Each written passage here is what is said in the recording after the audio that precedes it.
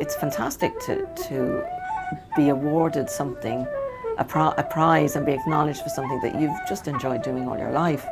And growing up as I did in Birmingham, the product of immigrants from County Roscommon, I learned a lot of my music from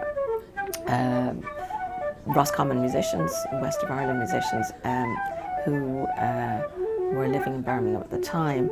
And then, of course, from a flute, I started off on the accordion initially, but then when I heard Patsy Hanley and Peg McGrath, who was the very first lady flute player that I had seen playing on a visit to Birmingham, I was just totally taken with it. I just thought, this is amazing, wonderful stuff. There was another musician called Tom McHale, who was sort of would be off the radar now. Not many of the younger musicians would have heard of him, but he would have been around the time of Mary Bergen, and they would have been the two whistle players, you know, at that time in the 70s. But he was in Birmingham, and I would have been influenced to a certain extent by him. Now, I'm self-taught because there was nobody teaching the flute or the whistle in Birmingham at that time. So basically from recordings and from records, and slowing down the records on the turntable and listening to what the players were doing. I grew up in a very ethnic area. Like we had an Indian family living one side of us, and we had a Jamaican family living the other side of us, and then we were the Irish family, and it was an identity. You know, we did have a strong Irish identity. I think that I never realised that, first and foremost, from a financial point of view, I never realised that you could make money from playing Irish music. That didn't enter into it at all. And myself and my brother John, as I said, who plays the fiddle, we often discussed, you know, what was it that kept this spark going? And I think it was just the love of what we heard. It was the love of the music, the love of, you know, when we went home, as we called it, to Ireland on holiday, you know, it was what we heard. Not necessarily from my cousins, because they were more into probably a country and western, but we went further afield, and we used to go to Listowel. We went to the Flas in the early 70s, and they were great places to meet and greet other people, and we got to hear some of the best of music. Like, we got to hear Aggie White and a very young Frankie Gavin, you know, playing in the Listowel Arms. Like, we got to hear the McDonough brothers, you know, the two men with hobnail boots playing under the stairs in the Listowel Arms, you know.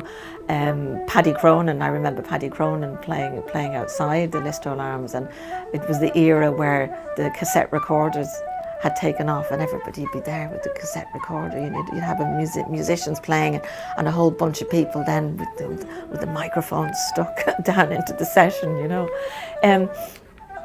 And I think probably what we listened to as well were a lot of non-commercial music. You know, like, there wouldn't have been a whole lot of musicians recording at that particular time. I mean, you know, obviously you had Joe Burke, you'd Seamus Tansey, and you'd Matt Malloy, and you'd Finbar Dwyer.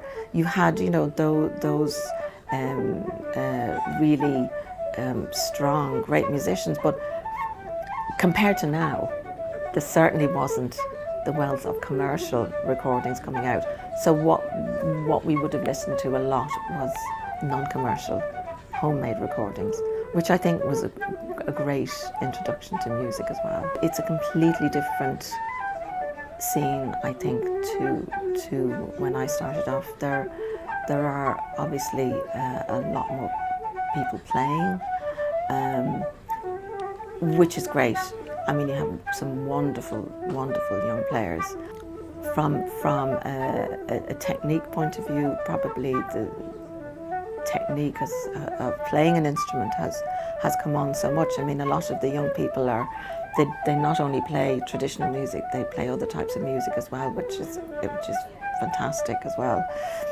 I think possibly what may have changed the scene a little bit, and maybe not for the good, would be the commercial side. You know, like, why are young people playing music now? Is it for the love of the art of actually what they are playing, or is it for financial gain? You know, I can't answer that. You know, obviously there are young people who do actually play it for the love of it. If you're learning music, you have to go back to the source. You have to go back to the staple diet of the tradition. And I think if you do that, you will develop in a certain musical way, and you'll have a much better understanding of what you're getting yourself into and what you're playing.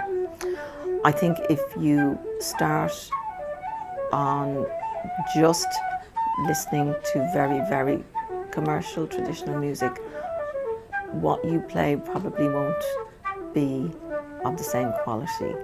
You'll be a different musician. I think what Gradam Ceol has done for the traditional music, it has put it on a platform, a really high profile platform, and has raised not only the expectations but the listenership. And I think people have really looked on this as a really important art form. It's not just something that, you know, you go into the pub and there's people there and they're playing away. You know, this is something else. This is a really important art form, like any other art form. I am just looking forward to celebrating it with all the other recipients. I think it's going to be a great night. They're a great gang of musicians and a singer, of course. I'm looking forward to paying tribute, in a way, to, as I say, the players that I learned from, and to be in this privileged position and to be able to celebrate, in a way, all the musicians that I have played with over the years. And I suppose to celebrate with my family as well, which I think is really, really important. And of course they are very proud.